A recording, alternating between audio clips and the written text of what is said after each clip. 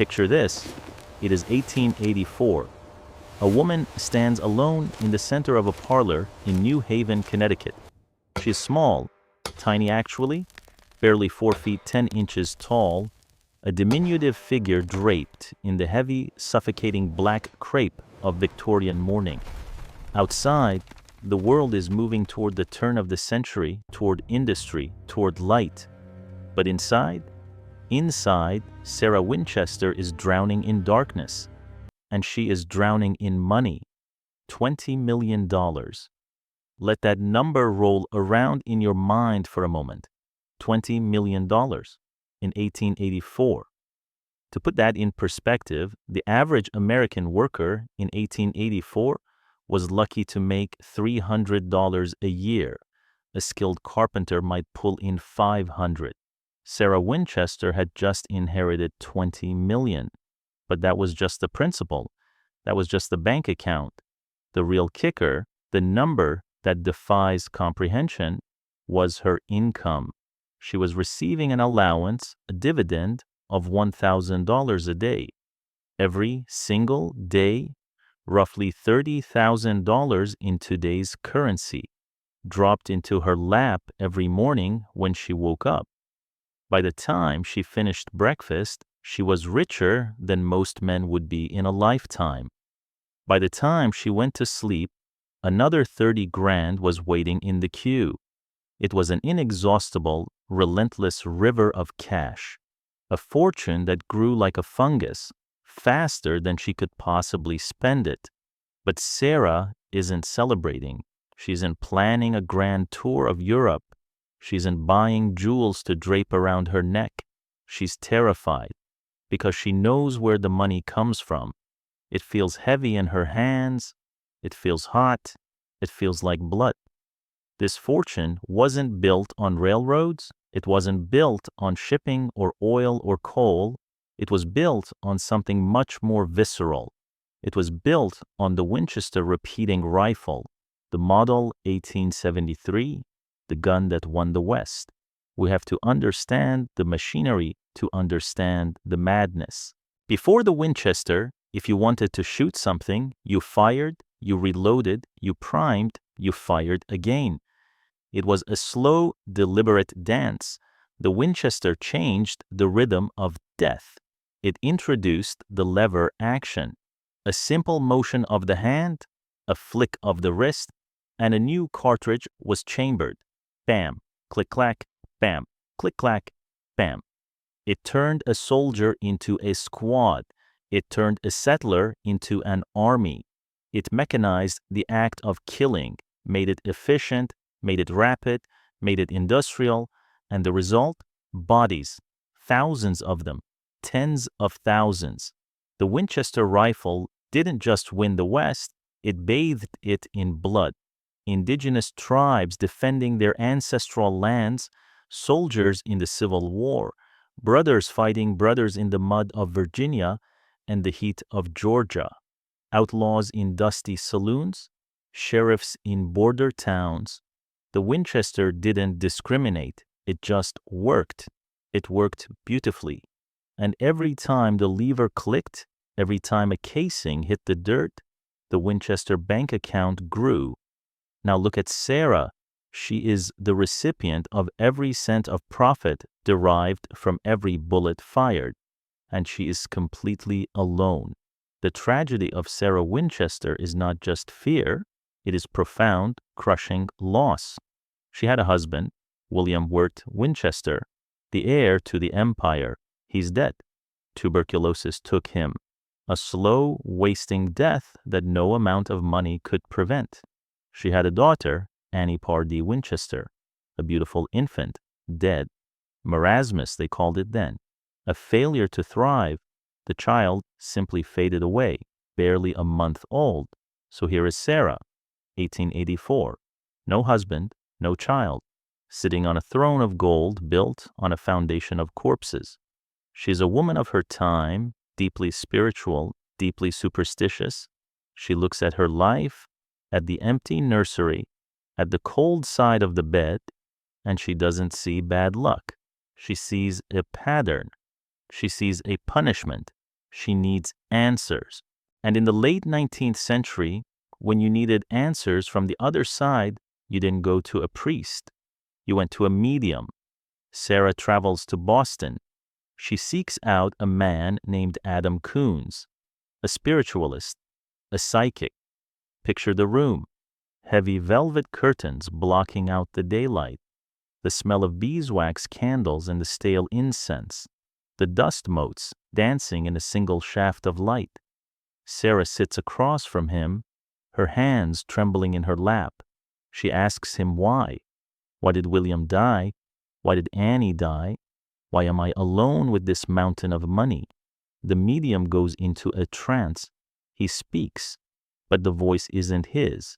He tells her what she has secretly feared, what she has whispered to herself in the dark hours of the night. It is the spirits. They are angry, the spirits of the indigenous warriors, the spirits of the Confederate soldiers, the spirits of the Union boys, the spirits of the road agents and the lawmen. Anyone who ever looked down the barrel of a Winchester rifle and saw the flash of muzzle fire before the lights went out. They are legion. They are an army of the dead, and they are furious. They have taken her husband. They have taken her daughter, and now they are coming for her. But the medium offers a lifeline, a way out, a clause in the contract of the damned. You must appease them, he says. You must build them a home, but not just any home. This is the crucial part. This is the hinge upon which the entire legend swings. You must build a house, and you must never stop. If the hammers stop, you die. If the saws go silent, the spirits will catch you. As long as you are building, you are safe. As long as the noise of construction fills the air, the ghosts are kept at bay. It sounds insane to us. It sounds like the rambling of a charlatan trying to squeeze a wealthy widow. But to Sarah, in her grief, in her guilt, it sounded like a prescription. It sounded like hope. So she runs. She runs as far from the gray skies of Connecticut as she can get. She boards a train and heads west, ironically following the path carved by the very rifle that cursed her. She crosses the plains, crosses the Rockies, crosses the Sierra Nevada. She lands in the Santa Clara Valley of California. Today, we know this place as Silicon Valley. We know it for microchips, for Google, for Apple, for trillion-dollar valuations and glass office parks. But in 1884, it was the Valley of Heart's Delight. It was an ocean of agriculture, fruit trees, apricots, prunes, walnuts. The air smelled of blossoms and dust. The light was golden and sharp, a stark contrast to the gloom of New England. Sarah Winchester arrives in San Jose. She is still wearing her black weeds. She is still 4'10". She is still carrying the weight of the dead. She finds a property. It's not a mansion, not yet. It's an unfinished farmhouse, 8 rooms, 2 stories. It belongs to a man named Dr. Caldwell. It sits on 162 acres of prime orchard land. It's modest, it's simple, it's perfect. She buys it. She doesn't negotiate. She doesn't haggle. She opens the checkbook that never runs dry, and she buys the land. And then the madness begins. She hires carpenters, local men, honest men who are used to building barns and fences and simple bungalows. She hires stone masons. She hires gardeners. She hires an army of labor, but she does not hire an architect. Let that sink in.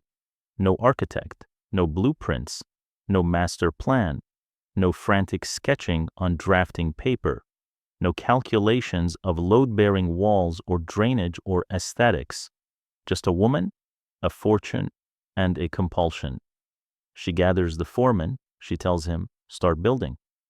"Building what, Mrs. Winchester?" he asks. "A room," she says. "Add a room here, add a wing there, raise the roof, dig a cellar." "Do you have the plans?" "No plans," she says. "Just build. And so the first hammer falls. It is a sharp, cracking sound that echoes through the apricot trees. Then another. Then the rhythmic rasp of a hand saw cutting through redwood. Then the thud of lumber hitting the earth. The construction starts in earnest, and the rule is absolute.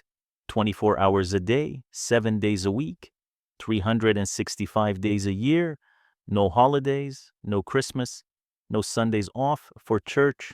The work must be continuous. Imagine the logistics of this.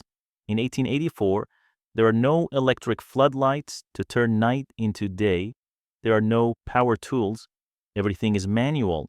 Every nail is driven by the muscle of a man's arm. Every board is cut by the friction of steel on wood. To keep the work going 24/7, Sarah implements shifts. As the sun dips below the Santa Cruz Mountains and the valley falls into twilight, the day crew packs up their tools. But silence doesn't fall. Instead, the night crew arrives. They light kerosene lanterns. They light candles. Shadows stretch long and dancing against the skeletal frames of the new additions. The hammering continues. For the neighbors, it must have been maddening. Imagine living a mile down the road. You lay your head down to sleep, and through the open window, carried on the night breeze, comes the sound. Bang, bang, bang. A constant, rhythmic, never-ending heartbeat of industry. It became the soundtrack of the valley, a cacophony that signaled that Sarah was still alive, that she was still running, that she was still trying to outpace the ghosts. And what they were building made no sense. Because there was no plan, the house began to grow like a tumor. It didn't expand logically, with hallways leading to bedrooms and kitchens leading to dining rooms. It erupted. A room would be finished, beautifully appointed with the finest wallpaper and hand-carved molding. And then Sarah would order another room built right in front of it. A window that once looked out onto the orchards would suddenly look into a blank wall. A doorway that should have led to a porch would open into a sheer drop. Staircases were built that rose up through the ceiling and stopped dead. Chimneys were constructed that stopped short of the roof, venting a smoke into the attic. Why? Was she crazy? Or was she calculating? Some say she was trying to confuse the spirits, that the labyrinthine layout, the stairs to nowhere, the doors that opened onto walls were designed to trap the ghosts, to make them get lost in the architecture so they couldn't find her in her bedroom. She slept in a different room every night, a moving target in her own fortress. But let's look closer at the materials. Sarah didn't just build, she consumed. She bought the best. She had Tiffany glass shipped from New York. Not just a few panes, hundreds of windows, custom designs, spider webs made of lead and glass. She bought exotic woods, mahogany, rosewood, teak. She imported wallpapers from England that were hand-embossed with gold dust. She had money to burn, and she burned it. If a room didn't look right, if the spirits told her it was wrong, she didn't remodel it. She ordered the men to smash it down, or build over it, or seal it up. There are rooms in that house today that are sealed shut. Time capsules of 1890, dark and silent, entombed within the mass of the structure.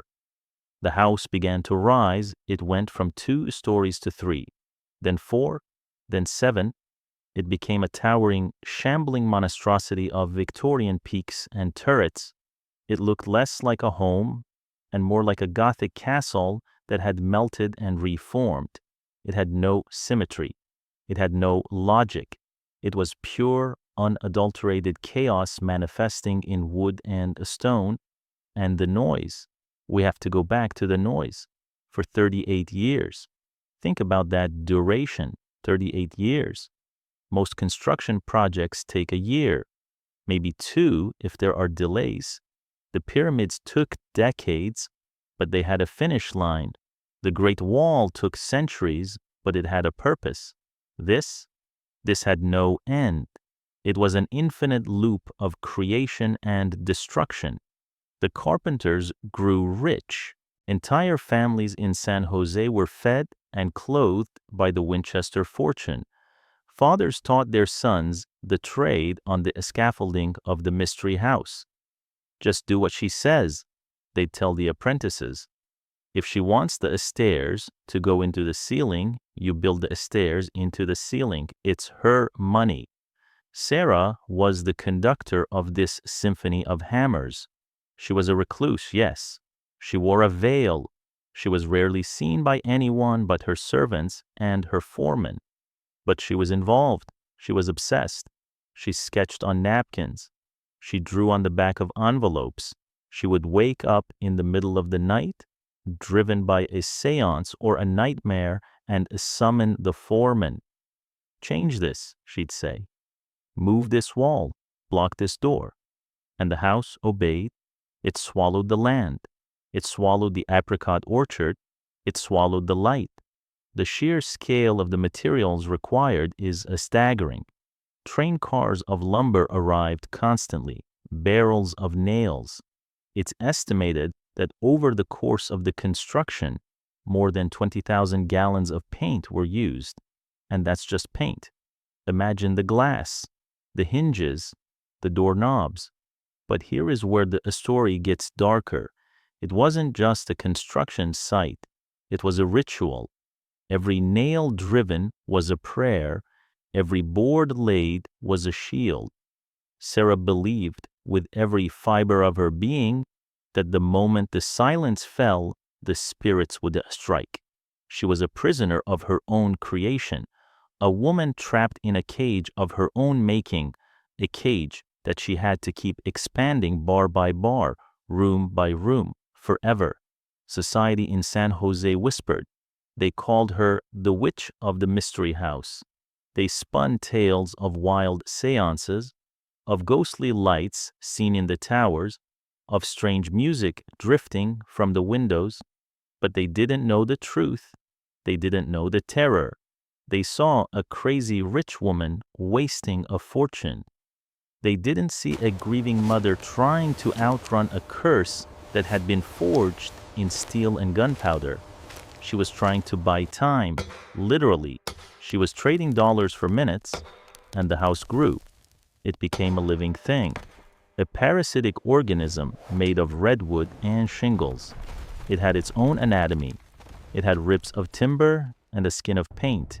It had eyes of Tiffany glass that watched the valley. And inside, in the heart of the labyrinth, Sarah Winchester sat in the center of her web, listening to the hammers, listening to the saws, listening for the one thing she feared more than anything else in the world. Silence, because silence meant death. As the years ground on, the house transformed from a farmhouse into a city. At its peak, before the great earthquake would shear off the top floors, the house stood 7 stories tall. It dominated the landscape. It was an architectural anomaly, a finger raised in defiance against the logic of the world. But why the specific oddities? Why the number 13? It appears everywhere. Steps divided into 13. 13 bathrooms, windows with 13 panes, chandeliers with 13 gas jets. Was it a code, a signal to the other side? Or was it just another layer of the psychological armor Sarah was welding around herself? The drain covers had 13 holes. The greenhouse had 13 cupolas. Her will was signed 13 times. It's easy to dismiss this as mere eccentricity, but when you are living under the threat of spiritual annihilation, nothing is accidental. Everything is a talisman. Everything is a ward. This was not a home. Biltmore was a home. Biltmore was a display of power. The Winchester house was a bunker. It was a trench. It was a fortification against an enemy that could walk through walls. And the enemy was real to her. That is the tragedy. To Sarah, the soldier with the hole in his chest was standing right there in the corner of the room. The indigenous warrior with the blood on his face was waiting at the top of the stairs. The only thing keeping them back was the sound of the work, so the work never stopped. Through the heat of the California summers, where the dust turned the air yellow, through the rainy seasons, where the mud tried to reclaim the foundation, the men worked. They grew old on the job. The house consumed their lives just as it consumed Sarah's fortune. It is 1900. The new century has arrived. The world is changing. Cars are appearing on the roads. The telephone is connecting voices across miles. But at 525 South Winchester Boulevard, time is frozen. The logic is suspended. There is only the build. The sensory overload of the place must have been immense. The smell of sawdust, the smell of wet plaster, the smell of varnish, the constant vibration of the floorboards as men hammered overhead. It was a hive, a buzzing, chaotic, relentless hive of activity centered around one small, veiled woman who drank orange juice and spoke to the dead. We have to consider the isolation. Despite the hundreds of workers, Sarah was alone. She didn't host balls. She didn't have dinner parties. The doors were closed to society. Even President Theodore Roosevelt, the man who embodied the rugged spirit of the West, the man who likely carried a Winchester rifle himself, was turned away at the front door. The lady of the house is not receiving, the servant told him. Sarah didn't care about presidents. Presidents couldn't stop ghosts. Only carpenters could do that. So the house sprawled. It covered acres.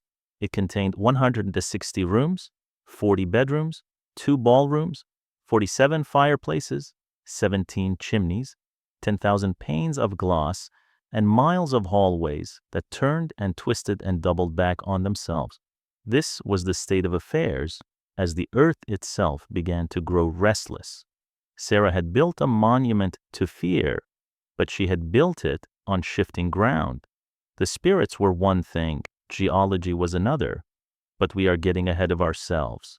For now, in this first chapter of the saga, we must focus on the inception, the spark, the moment the psychological break occurred and the physical manifestation began. It wasn't just a house, it was a penance. It was a confession written in architecture. I am sorry, the walls said. I am sorry, the windows cried. I am sorry, the staircases whispered. Take the money back. Give me my husband. Give me my daughter. But the spirits didn't bargain. They just watched. And Sarah kept building. She built a seance room in the center of the house, a room with only one entrance but 3 exits, a room where she would go every night alone to receive the instructions for the next day's work. The spirits want a balcony here, she would tell the foreman the next morning. The blue room needs to be larger. Who was she talking to in that room? Was it guilt? Was it madness? Or was the air truly thick with the souls of the slain? The Winchester house stands as a testament, not to wealth, but to the corrosive power of guilt. It is a physical manifestation of a mind fracturing under the weight of conscience. Vanderbilt built Biltmore to say, I am here. Sarah Winchester built her mystery house to say, I am hiding. And she hid well, behind the hedges, behind the fences, behind the walls, within walls. As the sun sets on the Santa Clara Valley in the late 1890s, listen closely. You can hear it, the rhythm, the pulse. Bang, bang, bang. The hammers are swinging. Sarah is safe for now, but the house is hungry. It wants more wood. It wants more glass. It wants more life. And the 20th century is coming, bringing with it a shaking of the earth that no amount of carpentry can withstand. This is the house that fear built, and the construction has only just begun. Step inside, leave the sunlight of the San Jose Valley behind you, cross the threshold and listen. The air here is different. It's heavy, stagnant, smelling of sawdust, varnish, and something else, something metallic, something like fear. We are entering the architectural fugue. If you were to look at a blueprint of a standard Victorian mansion, you would see logic. You would see symmetry. A kitchen connects to a dining room. A foyer leads to a parlor. A staircase goes up. But here, throw the blueprints away. Sarah Winchester certainly did. In fact, there never were any blueprints. Not a single master plan exists for this sprawling behemoth. There were only sketches, drawn on napkins, on backs of envelopes, or sometimes simply commanded into existence by the point of a gloved finger. Let's look at the numbers. They are staggering. They are numbing. 160 rooms. Let that settle in your mind. 160 rooms. To put that in perspective, the average American home today, in the era of excess, is about 2,500 square feet with perhaps 8 to 10 rooms. Sarah built 160, and that's just the number remaining today. At its peak, before nature took its tithe, the house likely held closer to 500 rooms, 40 bedrooms, 13 bathrooms, 6 kitchens. Not one, not two, but 6 separate kitchens. Why would a widow living alone, save for a few servants and a niece, need 6 kitchens, 40 staircases, 47 fireplaces, 10,000 windows, 10,000 windows? Imagine the glass. Imagine the cleaning. Imagine the sheer, overwhelming weight of the silica and lead required to glaze 10,000 distinct panes of glass. And imagine the darkness required to necessitate that much artificial light. But numbers, cold and hard as they are, don't tell the story here. The layout does, or rather, the terrifying lack of one. This section is a tour through the mind of the builder, because this house wasn't designed by an architect trained at the École des Beaux-Arts in Paris. It wasn't designed by a structural engineer concerned with load-bearing walls or flow efficiency. It was designed by a woman having a conversation with the dead. Walk with me down the hallway. Watch your step. The floor is uneven.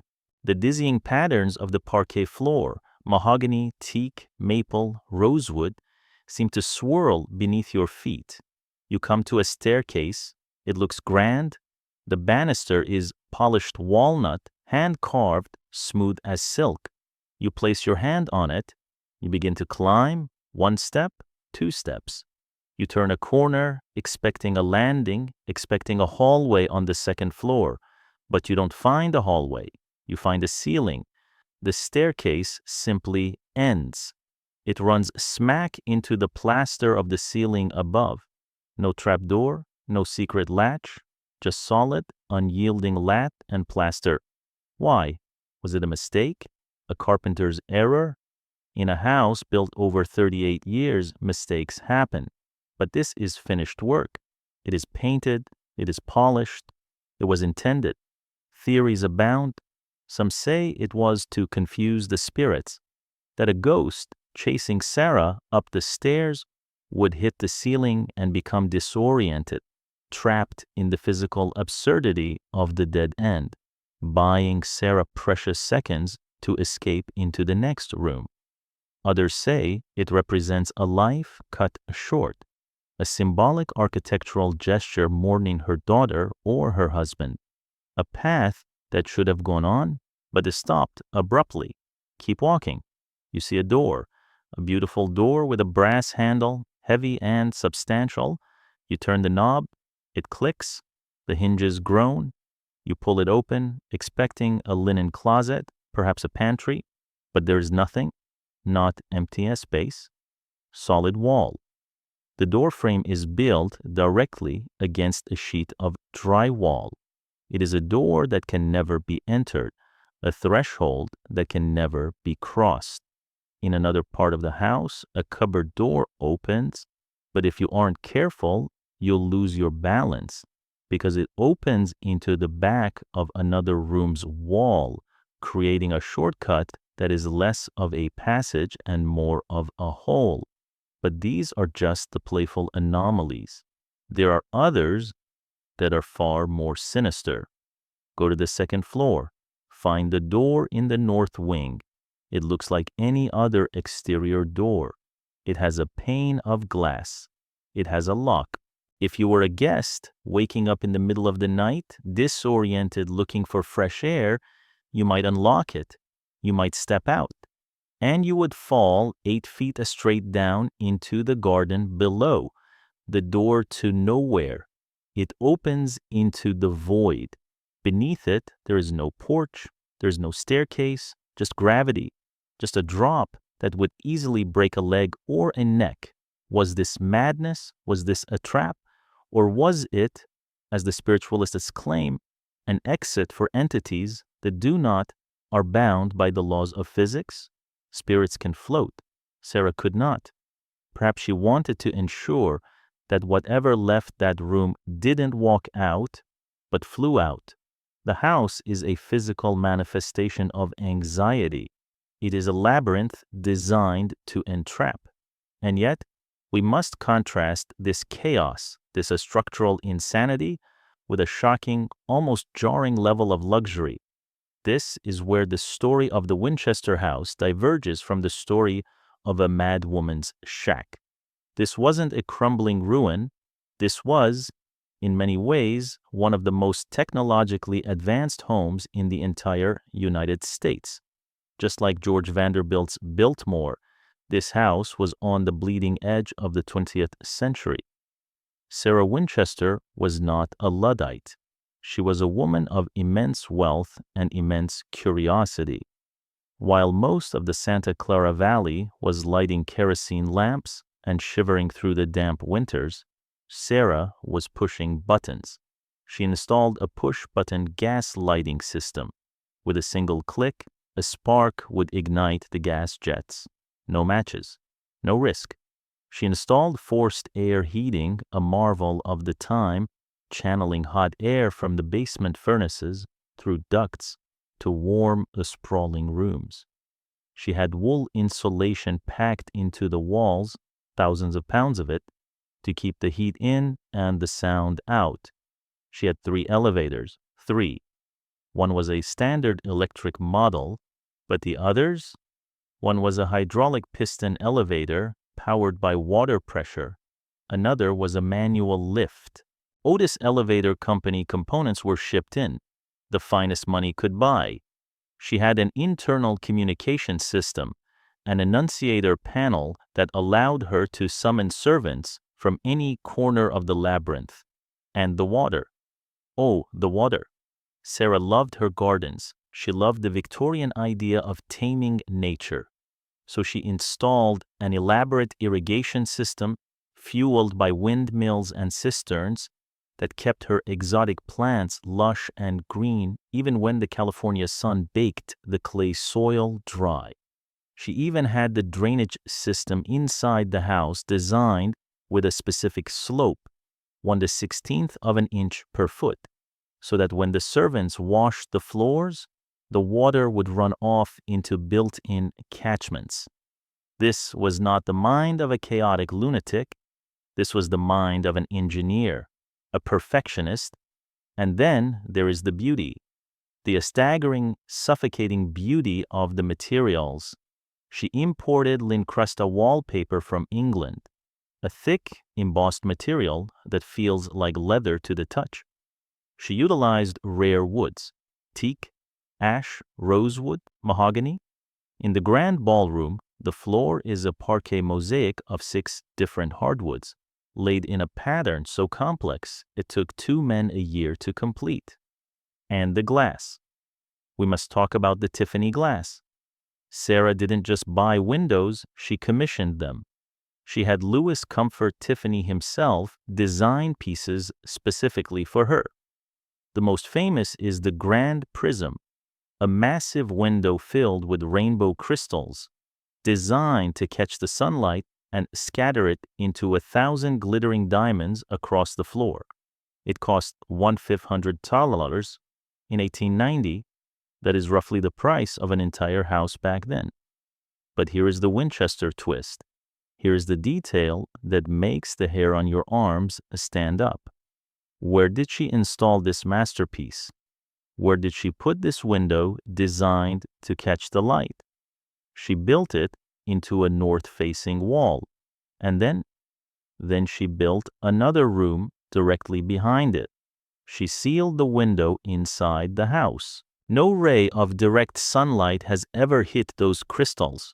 No rainbow has ever been cast. It sits there, a masterpiece in the dark, a jewel in a tomb. Why? Was it to hide the beauty from the world? Or was the beauty intended for eyes that do not need sunlight to see? To build this contradiction, this palace of paradoxes, Sarah needed an army, and she got one. For 38 years, the sound never stopped. 24 hours a day, 7 days a week, 365 days a year, even on Christmas. Even on Christmas, the hammers banged.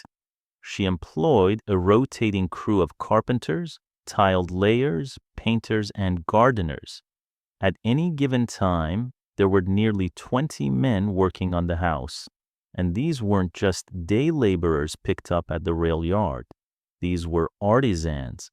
Many of them spent their entire adult lives working on this one house. Fathers taught their sons the trade in these hallways. They didn't question her. Why would they? Sarah paid. She paid cash, and she paid double. If the going rate for a carpenter was $1.50 a day, Sarah paid $3. If you were a master joiner, she paid more. In an economy that swung wildly between boom and bust, working for Mrs. Winchester was the golden ticket. It was security. It was a pension, effectively. But it was also frustrating. Imagine being a master carpenter. You spend 3 weeks building a beautiful room. You sand the floors, you hang the doors, you step back to admire your work. And then Sarah walks in. She is small, barely 4 feet 10 inches, dressed in black silk, her face veiled. She looks at the room. She tilts her head. The spirits have spoken. The feng shui is wrong. The energy is bad. Tear it down, she whispers. And you tear it down. You take your hammer and you destroy your own work. And then you build it again. Or you build over it. There are rooms in the Winchester Mystery House that are built directly on top of other rooms. Not as a second story, but as a seal. There are the skylights embedded in the floors of upper rooms, because a roof was turned into a floor without bothering to remove the glass. You can look down through the floorboards and see a window looking into a room below. It was a cycle of creation and destruction, a snake eating its own tail fueled by the bottomless Winchester fortune. And through it all, the motifs repeated, like a stutter in the architectural language, the spider web. Sarah was obsessed with it. You see it in the leaded glass windows, intricate webs spun in zinc and glass. You see it in the fireplace grates. You see it in the pattern of the walls. To the Victorians, the spider web was a symbol of industry, of creativity. But here, it feels like a trap. A web catches the fly. A web holds the prey. Was Sarah the spider catching the ghosts? Or was she the fly caught in a web of her own making? And the number, 13, it is everywhere. It is inescapable. It is etched into the DNA of the house. Walk into the seance room, a room only Sarah was allowed to enter, a room with one door for her and 2 doors for the spirits. Look at the hooks on the wall. There are 13 of them. Look at the chandeliers. Most came with 12 candle holders. Sarah had them modified. She had a 13th arm added to each one. Look at the drain covers in the sinks. 13 holes. The staircase to the second floor, it has 13 bathrooms. The windows in the 13th bathroom have 13 panes of glass. She signed her will 13 times. This wasn't just superstition. This was a ritual. This was a compulsion. In numerology, 13 is often seen as unlucky, a number of betrayal, but in some esoteric circles, it represents transformation, death, and rebirth.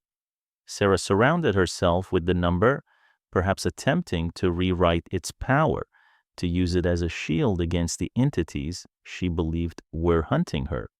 Or perhaps it was simply the code she used to communicate, a numerical language spoken only by her and the victims of the Winchester rifle. The house grew.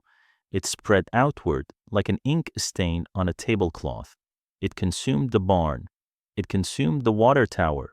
The architecture became more erratic as the years passed. The switchback staircase is a prime example. This staircase has 44 steps. 44 steps to climb a vertical distance of only 9 feet. The risers are only 2 inches high. You have to shuffle up them. It takes forever to get to the next floor. Why? Some historians, the rational ones, will tell you it was because of Sarah's debilitating arthritis. As she aged, she couldn't lift her legs high enough for standard stairs. It makes sense. It's logical.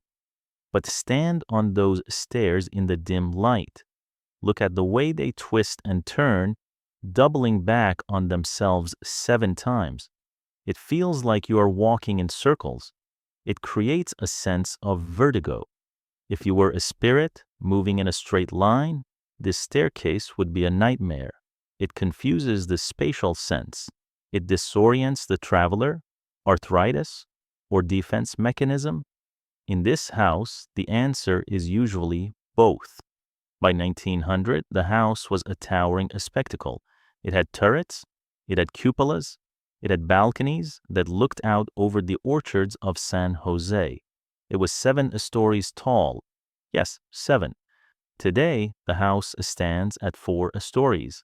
But at the turn of the century, it was a skyscraper of wood, a jagged, imposing silhouette against the moon, a castle for a queen of the dead.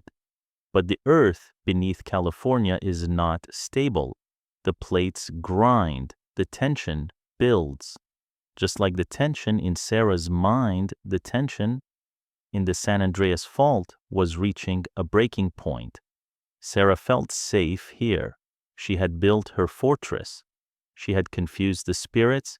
She had paid the workers. She had respected the number 13. She was wrapped in wool insulation and protected by the finest redwood. But wood cannot fight geology. And the house, for all its eyes, for all its 10,000 windows watching the horizon, did not see the morning of April 18th, 1906 coming. The hammers were about to stop, not because the work was done, but because the world was about to break.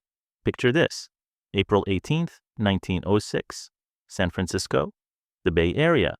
It is 5:12 in the morning. The sky is that strange pre-dawn gray, the moment when the birds are just starting to stir, but the human world is still asleep. Inside the house, it is quiet, or as quiet as a house with a heartbeat can ever be. The night shift of carpenters has perhaps just laid down their tools for a brief respite, or maybe the rhythmic thudding of hammers is the only sound cutting through the mist. Sarah is asleep. She's in the Daisy Room. It is one of her favorite rooms, located in the front of the house, surrounded by the towering 7-story observation tower she has spent years perfecting. Then the world breaks. It doesn't start with a noise, it starts with a feeling, a nausea in the earth itself. And then the roar. We aren't talking about a rattle, we aren't talking about the polite vibration of a heavy truck passing by. We are talking about the Great San Francisco earthquake, an estimated 7.9 magnitude rupture ripping through the San Andreas Fault. The energy release is equivalent to massive amounts of TNT detonating under the crust of California.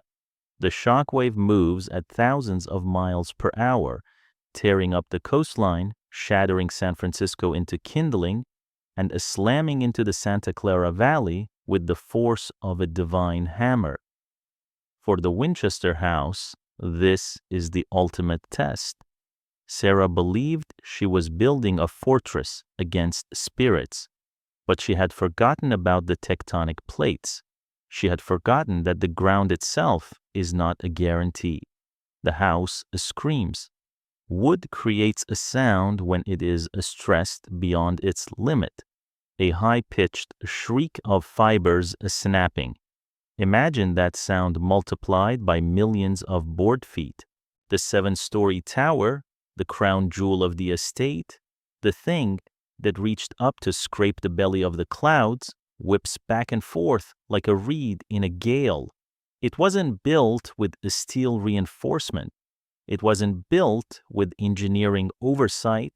It was built on sketches on napkins and the whims of the dead.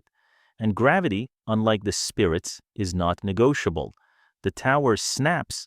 The top 3 floors, rooms, hallways, secret passages, windows looking out over the valley, shear off. They collapse inward and outward, a cascade of redwood, glass, and shingles raining down into the gardens. Chimneys, heavy brick stacks built to heat the cold bones of ghosts, crumble instantly. Inside the Daisy room, the ceiling gives way. Sarah is trapped. The walls, which she had lined with lincrusta and embossed paper, buckle. The door jams. She is buried in the dark, the air choked with the dust of plaster and pulverized brick. Let that sink in. The richest woman in the valley, the architect of the most complex labyrinth on earth, trapped like a rat in her own maze. She is in there for hours. Her servants, terrified, scrambling through the tilted hallways, calling out for the missus. They have to pry the doors open with crowbars. They have to dig her out. When they finally find her, she isn't screaming, she isn't crying, she is furious, but not at the earthquake. She is furious at the message. To Sarah, this wasn't geology. This wasn't plate tectonics. This was a rebuke. The spirits were angry. Why? Because she had focused too much on the facade. She had spent too much time and money making the front of the house beautiful, making the tower grand. It was vanity. She had tried to impress the living instead of appeasing the dead. And the spirits had just smashed her vanity into the dirt. So she makes a decision that changes the silhouette of the house forever. She looks at the wreckage of the front of the house, the grand entrance, the tower, and she says, leave it. She doesn't repair it. She boards it up. She orders the carpenters to seal off the damaged sections. The unfinished front staircase, board it up. The grand parlor with the organ, seal it. For the rest of her life, the front of the house remains a scar. She shifts her focus. No more height, no more towers. The spirits clearly hated the tower. From now on, the house would grow like a fungus. It would spread outward, low and chaotic, hugging the ground. The next 16 years are a descent into deeper shadows. If the house was strange before 1906, it becomes hostile afterwards. Sarah retreats. She's getting older now.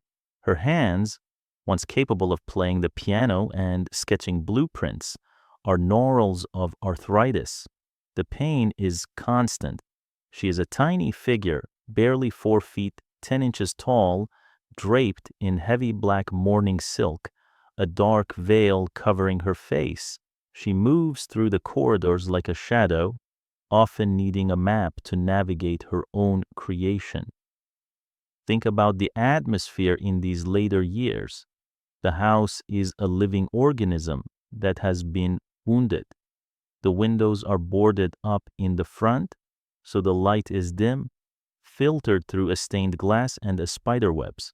The sound of hammering never stops, but now it feels frantic, desperate. She stops seeing people almost entirely. She becomes a myth in her own lifetime. The Witch of Winchester. Neighborhood children sneak onto the grounds, daring each other to catch a glimpse of the crazy widow, terrified that she has cameras hidden in the trees or trapdoors that will swallow them whole. And in a way, she does. She has servants whose entire job is to watch for intruders. Her routine becomes rigid, governed by the supernatural. Every night, the ritual, the seance room. This is the heart of the madness. A small room in the center of the house. One entrance, but 3 exits. Why? So she can slip in, but the spirits can't follow her out the same way. She enters at midnight. Alone, the servants hear the bell toll, once for the arrival of the spirits. She sits there for hours, sketching, writing, communing. She believes she is receiving instructions. Build a staircase here. Put a window in the floor here. Paint this room entirely red. The next morning, the foreman receives the plans. Sometimes the plans make no sense. A door that opens into a wall. A chimney that stops 6 inches from the ceiling. It doesn't matter. You don't argue with the checkbook. You build it. The house consumes the land. It swallows the barns, the sheds, the gardens. It becomes a sprawling, disjointed beast.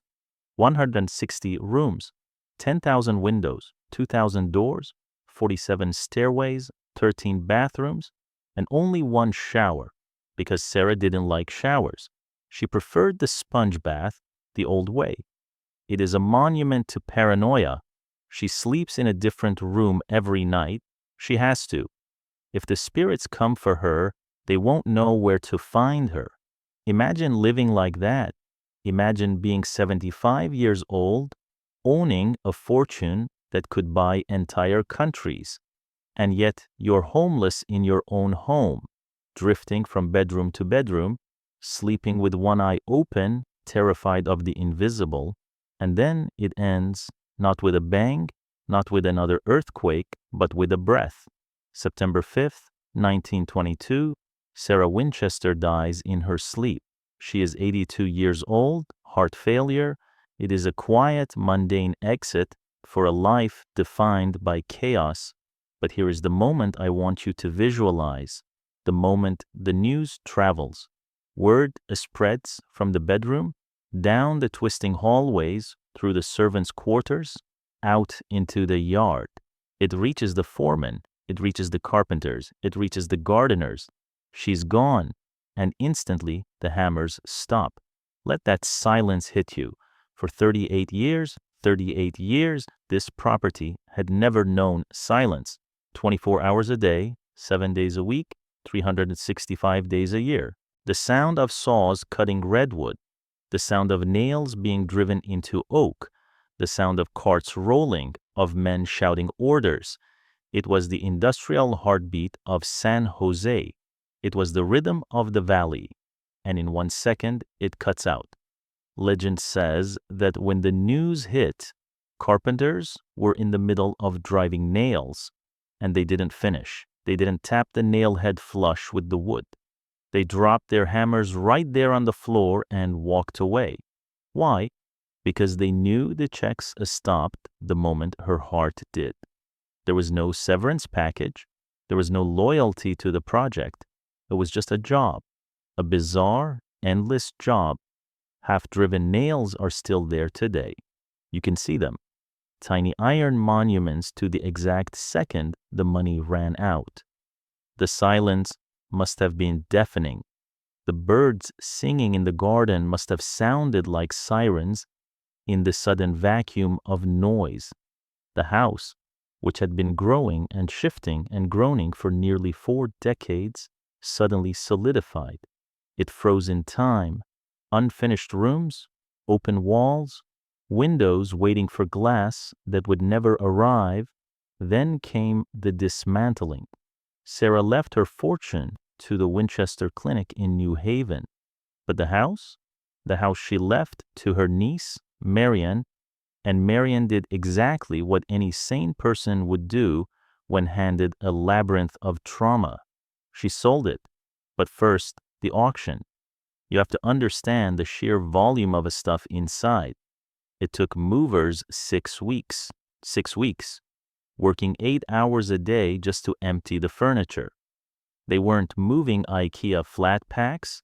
They were moving Tiffany glass, Persian rugs, German silver chandeliers, bolts of unused silk, barrels of rare wood. The family has stripped it. They wanted nothing to do with the monstrosity. They didn't see it as a masterpiece. They saw it as the fever dream of a madwoman. And then the final insult, the appraisal. This house cost Sarah Winchester $5.5 million to build. In 1922 money, that is roughly $75 million today, maybe more. She poured the entire rifle fortune into this pile of lumber and brick. Do you know what it sold for? $135,000. Let me repeat that. $135,000. It was sold to a local investor who thought he could turn it into a tourist attraction. He dubbed it the Mystery House. And he was right. It opened to the public just 5 months after she died. The ghosts didn't even have time to settle before the turnstiles were installed. And this brings us to the end, the final reckoning. When we look at American history, at the Gilded Age, at the vast fortunes carved out of steel and oil and blood, we usually look to the East Coast. We look to the Vanderbilts. We look to Biltmore. Biltmore and the Winchester Mystery House are the two great bookends of American wealth. They are mirror images of each other. George Vanderbilt built Biltmore as a temple to order. It is symmetrical. It is logical. It is a museum of high culture filled with art and books and history. It was built to impress, to sustain, to create a legacy of sophistication in the wilderness. It is a statement of what money can create when it is guided by intellect and taste. It is an exclamation point. Sarah Winchester built a temple to chaos. There's no symmetry here. There's no logic. It is a museum of fear. It wasn't built to impress anyone living. It was built to confuse the dead. It wasn't a legacy. It was a survival tactic. It is a statement of what money cannot cure. It is a question mark. Vanderbilt built a home for the ages. Sarah built a panic room that happened to be a mansion. Today, you can walk through Biltmore and feel the weight of history, the grandeur of a family that wanted to be kings. But when you walk through Winchester, you don't feel grandeur. You feel anxiety. You feel the restless energy of a woman who spent 38 years running from her own shadow. You see the stairs that go nowhere, and you realize they weren't mistakes. They were the physical manifestation of a mind that couldn't find a way out. She bought the finest chandeliers. She bought the most expensive glass. She bought the best wood. But she couldn't buy peace. And in the end, that is the haunting truth of the Winchester house. It stands there, confusing and sprawling and beautiful in its own broken way, reminding us that you can build a house with infinite rooms, but you can never truly lock the door against your own grief. The hammers have stopped. The silence has won. But the mystery remains.